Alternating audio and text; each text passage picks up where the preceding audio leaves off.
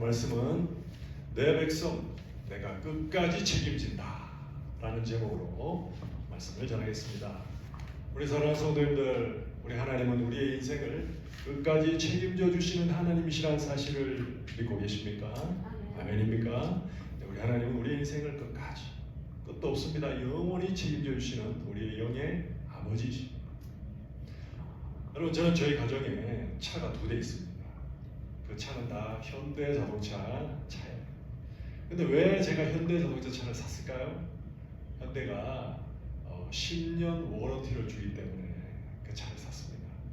근데 만약에 평생 워런티를 줬으면 아주 수많은 사람들이 현대차를 샀을 것 같습니다.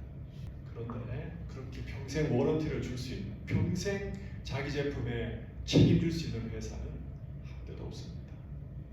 이 세상에서요, 평생에 뭔가를 책임질 수 있는 존재는 아무것도 없어요. 영원히 책임질 수 있는 존재는 아무것도 없어요. 여러분, 심지어 우리 부모님들도 자녀들이 태어나면 얼마나 사랑스럽고 이쁩니까? 그래서 내가 우리 자녀들 내가 평생 내가 책임지고 잘 키워야지, 아이들이 힘들지 않도록 내가 잘 해줘야지, 뭐 이런 어떤 그런 책임감을 가지고 아이들을 키우지만 부모님도 자녀들을 평생 책임질 수가 없습니다. 왜냐하면 부모님들이 먼저 떠나시기 때문이죠. 여러분, 그러나 우리 하나님은요, 하나님의 택한 백성들을 끝까지, 아니 영원토록 그들의 인생을 다 책임지시는 우리의 영의 아버지신 것입니다. 오늘 본문을 보면은 앞으로 100년 후에 이스라엘 백성들이 하나님을 떠나고 우상 숭배하여서 하나님을 진노하게 만들고, 그리고 바벨론이라는 그러한 인생 채찍을 들어서, 나라를 들어서 하나님께서 남유다를 멸망시키시겠다라고 지금 말씀하시는 거예요. 그럼에도 불구하고 이스라엘 백성들이 하나님께 돌아오지 아니하고 바벨론 제국에 의해서 남유다가 멸망당하고, 그리고 남유다의 하나님의 백성들이 끌려가서 바벨론의 포로로서 70여 년을 사는 동안 그 포로의 자리, 그 절망의 자리에 있다 할지라도 하나님께서는 내 백성, 자기 백성을 그 절망의 자리에서부터 내가 돌아오게 하겠다라고 말씀하시는 것입니다. 다시 말해서 하나님은 내 백성은 내가 끝까지 책임지겠다는 말씀인 거예요. 그래서 오늘 본문의 말씀을 통하여서 우리 사랑하는 성도님, 우리 하나님께서 하나님의 자기 백성, 하나님의 자기 자녀는 하나님께서 어떻게 책임지시고 하나님이 얼마나 사랑하시는지 오늘 말씀을 통하여서 우리가 살펴보고, 우리를 끝까지 책임지시는 우리 하나님, 우리 구주 예수님만을 믿고 바라보며 주님만을 따라가는 저와 여러분 될 수 있기를 간절히 축원합니다. 하나님께서 자기 백성을 끝까지 책임지는 데 있어서 첫 번째는요, 하나님께서 자기 백성을 위하여서 바벨론을 내가 멸하겠다, 멸망시키겠다라고 막 약속하시는 거예요. 자, 오늘 본문 14절 우리 다 같이 한번 하나님 말씀 받겠습니다. 시작. 너희의 구속자여 이스라엘의 거룩한 이 여호와가 말하노라. 너희를 위하여 내가 바벨론에서 사람을 보내어 모든 갈대아 사람에게 자기들이 연락하던 배를 타고 도망하여 내려가게 하리라. 아멘. 오늘 이 말씀을 보면요, 바벨론이 등장합니다. 바벨론은요, 어떤 나라냐면, 바벨론은 하나님을 멸시하고 또 이스라엘 하나님의 백성들을 핍박했던 나라가 되는 거예요. 다시 말해서 바벨론은 영적으로 보면 사단의 종노릇 하는 사단의 세력인 겁니다. 그래서 하나님은요, 바벨론에 끌려간 하나님의 백성들, 사단의 세력하에 사단의 종노릇하는 하나님의 백성들을 반드시 끝까지 책임지고 내가 구원하시겠다라는 말씀을 하시고 계신 거예요. 그래서 오늘 보면 14절 보면 하나님께서 자기를 어떻게 소개하세요? 나는 너희의 구속자다. 구속자는 내가 너희를 구원할 자다라는 말씀입니다. 내가 너희들이 사단의 세력하에 사단의 종노릇 하고 있다면 내가 그 자리에서 내가 너희들을 구원해내겠다. 끝까지 책임지고 구원하겠다. 나는 구속자다 라고 말씀하시면서 14절 너희를 위하여, 이스라엘 백성들을 구원하시기 위하여서, 자 14절 보시면 내가 바벨론에 사람을 보내겠다고 말씀하셨어요. 바벨론에 사람을 보낸다는 것은 이제 사람을 보내서 바벨론을 멸망시키겠다라는 말씀입니다. 근데 그 사람이 누굴까요? 바벨론 다음에 제국이, 바벨론을 무너뜨린 제국이 어디냐면 페르시아 제국입니다. 그래서 성경에서는 바사 왕국이라고 하는 거예요. 바사 왕국의 고레스 왕, 여러분 들어보셨습니까? 고레스 왕. 고레스 왕을 들어서 한 사람을 보내서 바벨론을 내가 멸망시키겠다. 지금 그 약속을 하십니다. 그래서 보면 모든 갈대아 사람에게 이 말씀은 바벨론 지도자들, 왕을 포함한 지도자들에게 자기들이 연락하던 배를 타고, 연락은요 술을 마시며 즐기던 술잔치하는 배였어요. 그냥 우리가 컨택하는 연락이 아니고 잔치 연자의 기쁠 낙자. 그래서 잔치 벌이면서 막 기뻐하는 그러한 술잔치 벌이는 배를 타고 도망하도록, 다시 말해서 바벨론을 멸망시키니까 지도자들이 다 도망가는 이런 일이 일어나도록 하겠다. 그래서 내가 바벨론으로부터 너희들을 구원해낼 것이다 라고 약속하시는 겁니다. 여러분, 이와 같이 하나님은요 사단의 세력하에 놓여있는, 사단의 종노릇하는 하나님의 자녀들을 반드시 구원해 주시는데요, 이 바벨론을 멸망시키시고 포로된 자들을 다시 회복시키는 이 사건은요 앞으로 예수님께서 재림하실 때 일어날 사건의 예표적인 사건인 것입니다. 예수님께서 재림하시기 직전에 계시록 17장 18장에 보면은 어떤 얘기가 나오냐면 거기에 큰 성 바벨론이 나옵니다. 그리고 큰 성 바벨론은 다른 말로 하면 큰 음녀라고 하는 거예요. 다시 말해서 바벨론 제국도 하나님의 백성들을 핍박하고 그리고 죽이고 또 이렇게 했지만은, 마찬가지로 큰 성 바벨론도 예수님 재림하시기 직전에 큰 성 존재했던 큰 성 바벨론이라는 이 존재도 하나님 그리스도인들을, 예수 그리스도의 사람들을 핍박하고 죽이고 막 그렇게 하는 이런 영적인 사단의 종노릇하는 자들이라는 것이죠. 그래서 예수님이 탁 심판하시는데 어떻게 하시냐면 천사들을 동원해서 큰 성 바벨론을 멸망시키고 계십니다. 그리고 예수님이 딱 하늘에서 혼인잔치를 쫙 하시는 거죠. 그리고 내려오시는 겁니다. 그래서 예수님은요 사단의 세력에 잡혀있는 하나님의 자녀들도 끝까지 책임지고 예수님이 구원하시는 구원의 하나님이시다 라는 것을 알려주시는 것입니다. 그러므로 우리 사랑하는 성도님들, 여러분 지금 이 세상을 보면 사단 마귀가 얼마나 우는 사자처럼 돌아다니고 있습니까? 그럼에도 불구하고 우리가 예수님 안에 있으면 우리가 사단 마귀와 싸워서 예수님의 힘과 능력으로 이길 수 있도록 해주시는 분이 우리 주님이시라는 사실을 믿으시길 간절히 축원합니다. 제가 얼마 전에 새롭게 하소서를 보니까 거기에 그 박효진 장로님이라는 분이 나오셨어요. 박효진 장로님의 간증 중에서 정말 감동된 그 간증이 있었는 게 뭐냐면 20대 후반에 용필이라는 사형수가 있었어요. 옛날에.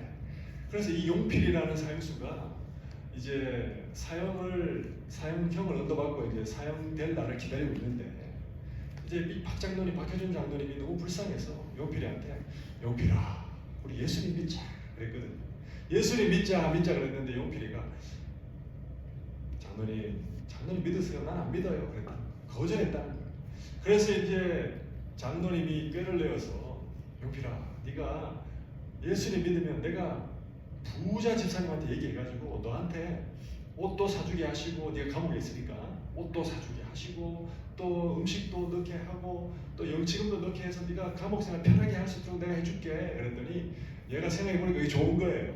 그러니까 용필이가 그럼 한번 믿어볼까요? 이렇게 얘기했던 거예요. 그래서 이제 그러고 나서 이 장로님이 너무 바빠가지고 용필이한테 복음을 더 이상 못 전했던 거예요. 예수님의 십자가도 못 전하고 부활도 못 전하고 아무런 성경 얘기를 바빠서 못 해드렸던 거예요. 그런데 어느 날 갑자기 사형 집행날이 탁 된 거예요.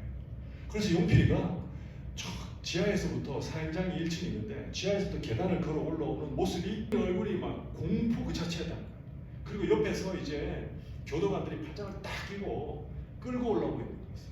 그래서 이제 사형장으로 딱 들어와서 이제 의자에 앉혀놓고 소장님하고 이제 신원 확인을 하거든요. 네가 용필이가 맞느냐 이렇게 확인하는데 아무 대답을 못하는 거예요. 공포에 질려가지고 아주 넋이 나간 거예요. 그러니까 이제 소장님이 사형을 그냥 집행하시라고 그렇게 말한다. 그러니까 이제 이 박효진 장로님이 야, 이대로 사형 집행하면은 얘는 이제 그냥 사단 마귀에게 끌려서 지옥으로 가는 거 그것밖에 안 되는구나. 얘는 분명히 지옥 간다. 이 확신이 들어가지고 옆에 있는 교도관들, 예수님 믿는 교도관들을 불러다가 우리 용필이를 살리자. 그래서 기도하자. 해서 10대 명이 용필이를 끌어안고 열심히 기도했던 거예요. 하나님, 용필이 살려달라고.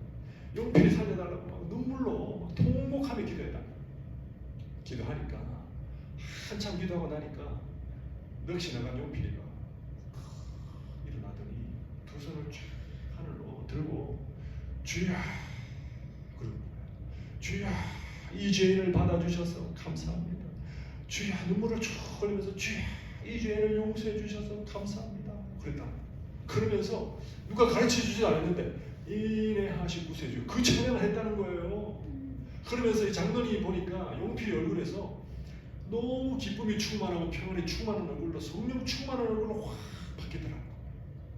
그러면서 용필이가 그 자리에서 교도소 관계자들한테 정말 인사하고 천국에서 만나자고 인사하고 그렇게 이제 형장이 이슬로 사라졌다는 거죠. 여러분 이 간증을 들으면서 오늘 이 말씀이 생각났습니다. 그렇습니다. 우리 예수님은 자기 백성이라면 사형장에서 죽기 직전에 1초 전이라도 자기가 택한 백성이라면 반드시 사단의 세력에서 구원해내시는 자기 백성을 끝까지 책임지시는 우리의 구원자시라는 사실 확실하게 제가 믿게 되었습니다. 여러분 우리가 성경에서도 보면요 우편 강도가 그 얼마나 흉악한 일을 저질렀습니까? 그래서 우편에서 십자가에서 달려 죽는데 예수님을 탁 십자가에서 죽기 전에 만나고 예수여 당신의 나라에 임하실 때 나를 기억해달라고 신앙을 고백하니까 예수님이 구원해 주시냐고 뭐라고 하셨어요? 오늘 밤 네가 나와 함께 낙원에 있으리라. 예수님은 자기 백성을 절대로 잃어버리지 아니하시고 끝까지 찾아서 책임지고 구원시키시는 우리의 왕이신 하나님이시라는 사실을 믿으시길 간절히 축원합니다. 그래서 여러분 우리가 이 세상을 사는 동안에 사단 마귀가 우리를 미혹하고 넘어뜨리려고 얼마나 돌아다닙니까? 그럼에도 불구하고 예수님은 요한일서 3장 8절에 보면 하나님의 아들이 나타나신 것은 뭘 하러 오셨다는 겁니까? 마귀의 일을 멸하려고 이 땅에 오셨다는 것이죠. 사단 마귀가 우리를 데리고 가서 지옥까지 데리고 가려고 하는 그들의 사명을 예수님이 자기 백성들에게는 절대 못하도록 딱 막아주시는 것입니다. 그러므로 사랑하는 성도님들 우리가 사는 동안에 흑암의 권세, 어둠의 권세가 우리를 미혹하고 우리의 마음을 아프게 하고 우리의 마음을 우울하게 한다 할지라도 예수님만 붙들고 있으면 여러분 예수님께서 우리를 저 천국으로 인도해 주신다는 사실을 믿으시고 예수님만 붙잡고 나아가시는 저와 여러분 될 수 있기를 간절히 축원합니다. 두 번째로 우리 하나님께서 자기 백성을 어떻게 끝까지 책임지시냐면요. 두 번째 하나님께서 이렇게 말씀하세요. 이전 일을 기억하지 말라라고 말씀하십니다. 이게 무슨 뜻일까요? 자 오늘 본문 18절 다 같이 한번 하나님 말씀 받도록 하겠습니다. 시작. 너희는 이전 일을 기억하지 말며 옛날 일을 생각하지 말라. 이전 일이 무엇이고 옛날 일이 무엇일까요? 하나님께서 이전 일 옛날 일을 생각하지 말라. 이 말씀은요 16절 17절 보면 다 알 수가 있어요. 자 오늘 16절 보시면요 무슨 사건인지 한번 보시기 바랍니다. 나 여호와가 이같이 말하노라. 바다 가운데의 길을 큰 물 가운데의 지름길을 내고 이거는 무슨 사건입니까? 홍해 바다를 가르신 홍해 기적 사건이죠. 그죠? 그 다음에 17절에 보면 병거와 말과 군대의 용사를 이끌어내어 그들이 일시에 엎드러져 일어나지 못하고 소멸하기를 꺼져가는 등불 같게 하였느니라. 무슨 사건입니까? 이스라엘 백성들이 출애굽해서 홍해 바다를 쫙 마른 땅을 지나간 다음에 다 간 다음에 그 다음에 애굽의 바로의 군대가 쫓아 들어왔잖아요. 그 바로의 군대를 수장시켜 버리는 내용이 17절입니다. 하나님께서 출애굽할 때에 이스라엘 백성들을 구원하신 그 기적의 사건들, 하나님의 능력을 하나님께서 이스라엘 백성들에게는 영원히 절기를 지키면서 기억하라고 하셨잖아요. 근데 왜 지금 기억하지 말라고 하시냐 하면은 그때의 일을 기억하지 말라는 것은 그때의 하나님의 구원의 방법으로 하나님의 능력을 그렇게만 하시는 하나님으로 하나님의 능력을 제한하지 말라라는 의미에서 하시는 말씀이에요. 하나님은요 이스라엘 백성들을 구원하신 것처럼 모든 사람을 그런 방식으로 구원하지 않는다는 거예요. 하나님은요 과거에 있었던 구원의 방법이 아닌 더 놀랍고 더 큰 능력을 행하셔서 자기 백성을 구원하시겠다는 말씀으로 하시는 말씀인 것입니다. 할렐루야. 그래서 사랑하는 성도들 저와 여러분은요 우리 하나님의 능력을 나의 생각과 나의 지식으로 절대로 제한하지 마시기를 간절히 축원합니다. 하나님은 내가 생각하는 것보다 더 위에 계신 하나님, 내가 상상하는 것보다도 더 크신 하나님이 그 능력을 가지고 계신다는 것이죠. 그래서 여러분, 우리는 하나님께 기도할 때도 항상 기도하면서, 기대하면서 기도해야 되는 거예요. 또 목사님이 기도원에 가서 이렇게 막 열심히 기도하는 분들을 보니까 그 중에 말기 암 환자들이 많았어요. 그래서 말기 암 환자들이 열심히 기도를 하는데 낫는 분들은 다 낫지 않고 일부만 낫는 거예요. 많은 분들이 말기암 환자분들이 안 낫는 거예요. 그래서 왜 안 낫는가, 왜 안 낫는가 이분들과 계속 대화하면서 알아보니까 이 말기암 환자분들이 안 낫는 분들은요, 이 내면 깊숙한 곳에서 뭐가 있냐면 의심이 있는 거예요. 의심. 하나님의 능력에 대해서 의심이 있는 거예요. 아니 현대의학도 못 고치는데 하나님 정말 고쳐줄 수 있으실까? 정말 하나님 나를 고쳐줄 수 있을까? 이런 의심이 들면서 부르짖고 기도하는 거예요. 입으로는 막 부르짖고 낫게 해달라고 하지만 저 내면에서 의심이 있으니까 하나님께서 내면까지 다 보시지 않아요. 그러니까 하나님께서 안 고쳐주시는 거예요. 여러분, 풍랑이 이는 바다에서 예수님이 딱 나타나셔서 걸어오셔서 베드로가 예수님 보고 나도 걷게 해달라고 해서 오라고 하시니까 베드로가 걸어왔잖아요. 무리를 걸었잖아요. 근데 베드로가 예수님을 안 보고 뭘 봤어요? 바람, 풍랑이 이는 바람을 보니까 물에 빠져버렸어요. 예수님에 대한 시선이 바람으로 세상으로 옮겨지니까 물에 빠진 겁니다. 그러니까 예수님이 뭐라 하셨어요? 믿음이 적은 자요, 왜 의심하느냐? 라고 말씀하신 겁니다. 여러분, 그렇습니다. 우리가 의심하고 기도하면 헛방인 거예요. 의심이 하면서 부르짖어봐야 주님이 들어주지 않습니다. 근데 저와 여러분들이 100% 순수하게 정말 주님 내 병 반드시 낫게 해주실 줄로 믿습니다. 주님 내 이 문제 반드시 해결해 주실 수 있습니다. 구하고 찾고 두드리면 주님께서 문을 열어주신다고 하셨잖아요. 의심하며 구하고 찾고 두드리면 안 열어주시지만 100% 믿고 주님의 능력을 신뢰하고 현대의학을 넘어선 주님의 능력을 의지하고 현대 지식의 기술의 그 모든 것들을 넘어서서 정말 하나님의 능력이 있으시다는 것을 믿고 의심 없이 기도하면 우리 사랑하는 성도님들의 기도 제목들이 다 응답받게 되는 줄로 믿으시기 바랍니다. 아멘입니까? 그래서 인도의 선교의 아버지 윌리엄 캐리 선교사님이 뭐라고 말씀하시냐면 하나님으로부터 큰 일을 기대하라 라고 말씀하셨어요. 하나님으로부터 우리가 기대할 것은 큰 일을 기대하라는 거예요. 이거 정말 하나님이 해주실까? 정말 이 작은 거 해주실까? 이게 아니라 하나님이 이 크신 일을 해주신다는 것을 기대하고 기도하라는 것입니다. 할렐루야. 여러분, 시편 55편 9절을 보면요, 하나님이 이렇게 말씀하시죠. 다 같이 하나님 말씀 받겠습니다. 시작. 하늘이 땅보다 높음같이 내 길은 너희의 길보다 높으며 내 생각은 너희의 생각보다 높음이니라. 하나님의 생각, 하나님의 길은 우리보다 높습니다. 하나님의 능력을 내 지성으로, 내 지식으로 절대로 제한하지 마시기를 간절히 축원합니다. 여러분, 우리 교회가 이제 막 시작했잖아요. 여러분, 우리 교회가 막 시작했지만 저는 하나님께 기대하며 기도합니다. 하나님, 우리 교회를 통하여서 온 세상에 주의 복음을 전하는데 하나님 우리 교회를 사용해 주실 줄로 믿습니다. 저는 이렇게 기도합니다. 저는 조금 더 의심 없이 기도합니다. 사랑하는 성도님들, 여러분들도 그렇게 기도하시기 바랍니다. 그리고 나아가서 우리 성도님들의 기도 제목들 있지 않습니까? 기도 제목들 오늘 한 해 2026년 동안 여러분들이 의심 없이 100% 하나님의 능력을 믿고 기도할 때에 현대의학도 고칠 수 없는 우리의 질병을 우리 예수님께서 낫게 해주시는 줄로 믿으시기를 간절히 축원합니다. 아멘입니까? 하나님의 능력을 제한하지 마시고 무한하신 하나님의 능력이 나에게 임하게 되실 거라는 것을 믿으시고 의심 없이 기도하는 우리가 될 수 있기를 간절히 축원합니다. 자, 마지막 세 번째입니다. 하나님께서 택한 하나님의 백성들을 어떻게 끝까지 책임지시냐면요, 자, 하나님께서 자기 백성을 위하여서 새 일을 행하리라 라고 말씀하셨어요. 새 일. 여러분, 오늘 보면 19절에 보면요, 우리 하나님께서요, 보라 내가 새 일을 행하리라. 여러분, 새 일 많이 들어보셨죠? 내가 새 일을 행하리라 많이 들어보셨죠? 새 일이 뭡니까 여러분? 오늘 이걸 알아가셔야 돼요. 하나님께서요, 새 일을 행하신다는 것은 그동안에 있었던 구원의 방법이 아닌 내 백성들을 다른 새로운 방법으로 내 백성들을 구원하겠다라는 말씀입니다. 그동안에는 출애굽하는 방법, 출바벨론하는 방법을 보면서 하나님 백성들은 돌아오게 하셨지만 이제는 그런 방법이 아니다. 너희들이 상상할 수 없는 방법을 내가 사용할 것이다. 그 방법이 뭡니까? 그렇죠. 그 방법이 하나님이 자기 백성들을 구원하시기 위해서 인간이 되시는 거예요. 우리가 성령으로 잉태되셨다는 그 말씀 우리가 얼마 전에 설교로 들으셨잖아요. 여기서부터 새 일이 시작되는 겁니다.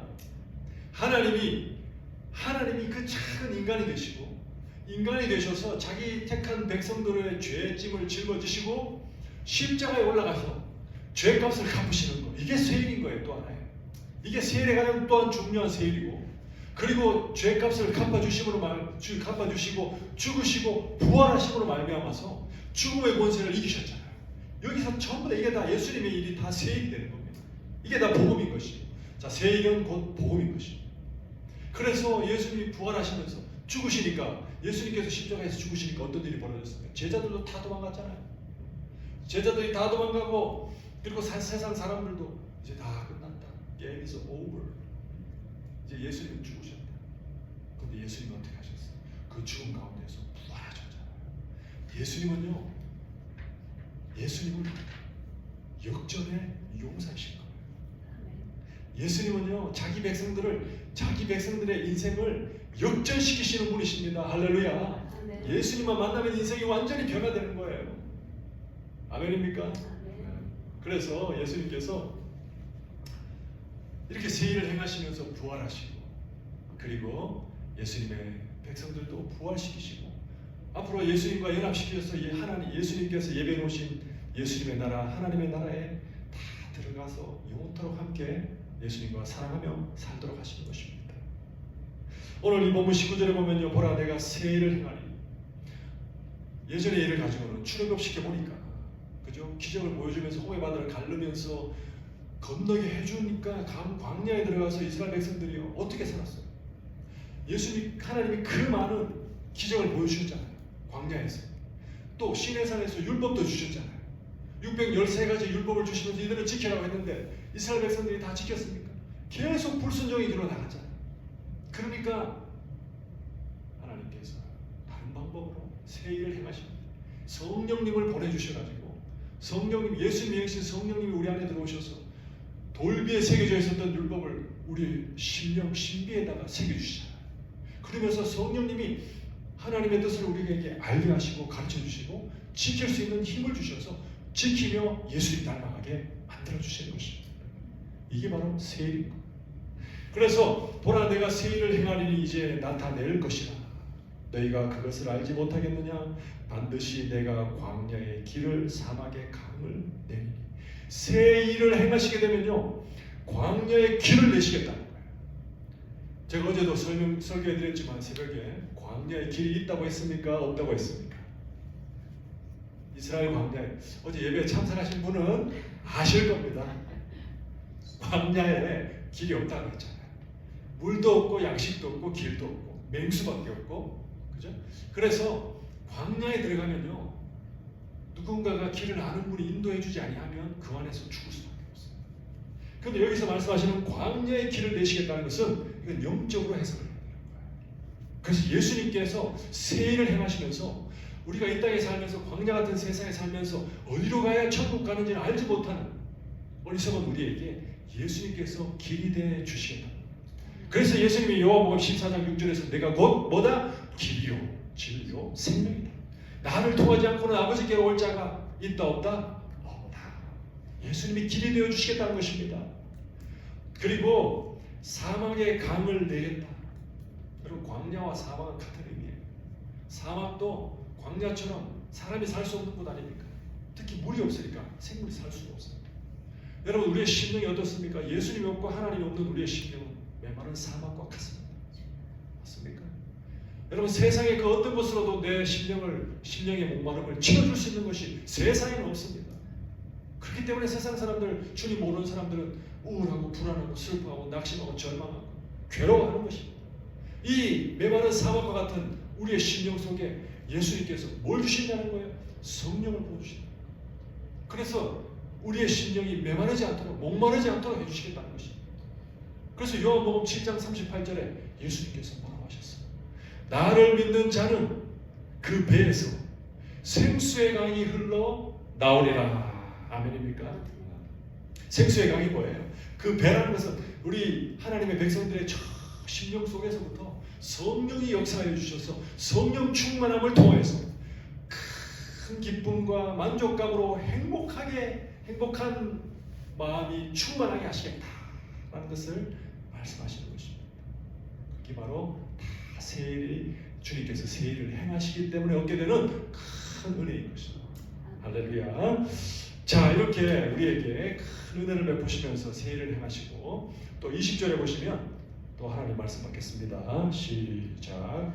장차 들짐승 곧 승냥이와 타조도 나를 존경할 것은 내가 광야의 물을 사막의 강들을 내어 내 백성 내가 택한 자에게 마시게 할 것이니라. 아멘. 이 20절의 말씀은 승냥이와 타조도 나를 존경할 것은 내가 광야의 물을 내겠고 사막의 강들을 내어서 내 백성 내 택한 자들이 마시게 할 것이다. 이것은 어디냐면 새하늘과 새 땅을 말씀하시는 겁니다.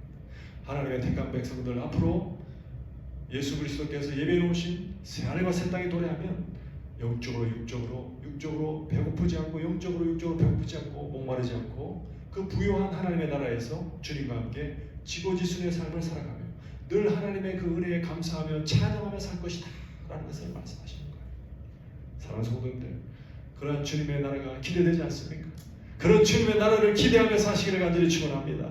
아멘입니다. 예수님은 역전의 용사이신 거예요. 우리의 인생을 역전시키시는 분이십니다. 여러분, 베드로 인생을 보십시오. 베드로는 예수님 3번 부인했잖아요. 3번 배신했잖아요. 그럼에도 불구하고 예수님이 회복시켜 주시니까 베드로가 초대교회의 기둥 같은 일꾼이 되었습니다. 인생이 바뀌었습니다. 사울도 예수님을 믿는 사람들을 핍박하고 죽이려고 다메섹까지 가다가 다메섹 도상에서 예수님 만나니까 어떻게 되었어요? 사울이 최고의 전도자 바울이 되었잖아요. 그의 인생이 변화되었습니다. 그리고 삭개오도 여러분 그 물질에 대한 그 탐욕으로 말미암았어. 그 세리장 삭개오가 사람들로부터 미움받고 그 물질에 대한 욕심이 가득했던 세리장 삭개오 예수님 딱 만나고 예수님께서 삭개오야 오늘 밤 내가 너의 집에 유하리라 라고 하시니까 삭개오가 180도로 변하잖아요. 그래서 예수님은 인생을 변화시켜 주십니다. 여러분, 이 땅 가운데 얼마나 중독된 사람들이 많습니까? 술에 중독되고 마약에 중독되고 여러 가지에 중독되고 그리고 우울증에 시달리는 사람들, 중독된 사람들, 그리고 가정이 파탄난 사람들, 그리고 불치병을 앓고 있는 사람들, 그리고 사업에 실패한 사람들, 이 사람들은 다 정말 죽음 같은 그런 상황 속에서도 이런 분들도 예수님을 만나면 그들의 인생이 180도 역전되어서 새로운 인생을 살게 되는 줄로 믿으시기 바랍니다. 그래서 그런 분들이 있으면 우리가 예수님 전해야 되는 것입니다. 예수님은 고린도후서 5장 17절에서 뭐라고 말씀하셨어요? 다 같이 한번 하나님 말씀 받겠습니다. 시작. 그런즉 누구든지 그리스도 안에 있으면 새로운 피조물이라. 이전 것은 지나갔으니 보라 새 것이 되었도다. 아멘. 사랑하는 성도님들, 저와 여러분은 예수님 안에서 새 것이 되었습니다. 예수님 만나면 우리 안에 성령님이 내주하시면서 우리의 영혼을 새롭게 하시잖아요. 그죠? 우리의 타락하고 부패한 본성을 새롭게 하셔서 예수님과 같이 거룩하고 정결한 본성으로 만들어 주시는 거예요. 여러분은요, 여러분이 느끼지 못하지만 이미 거룩하고 정결한 본성을 소유한 주님의 사람인 줄 믿으시기 바랍니다. 새 사람이 된 거예요. 우리 새 사람, 다른 말로 하면 새 것이 되었다는 것이죠. 그리고 우리 새 사람들은요, 주님의 은혜로 말미암아 예수님을 믿었기 때문에 예수님의 의의 옷을 입었습니다. 우리 눈에 안 보이지만 그렇기 때문에 우리는 새 사람으로서 새 옷을 입은 자가 되었어요. 의의 옷, 새 옷을 주님이 입혀주셨어요. 우리 새 옷을 입은 사람은요, 뭘 하며 살아갑니까? 새 옷을 입은 사람은 구원의 감격으로 새 노래를 부르면서 살아갑니다.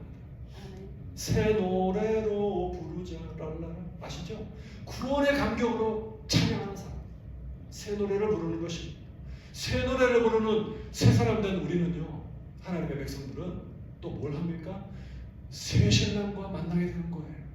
새신랑 되신 우리 예수님과 천상에서 혼인잔치를 하게 되고 예수님과 연합하여서 새하늘과 새 땅에 들어가서 새로운 인생을 살게 되는 줄로 믿으시기를 간절히 축원합니다. 이게 바로 우리의 인생인 것입니다.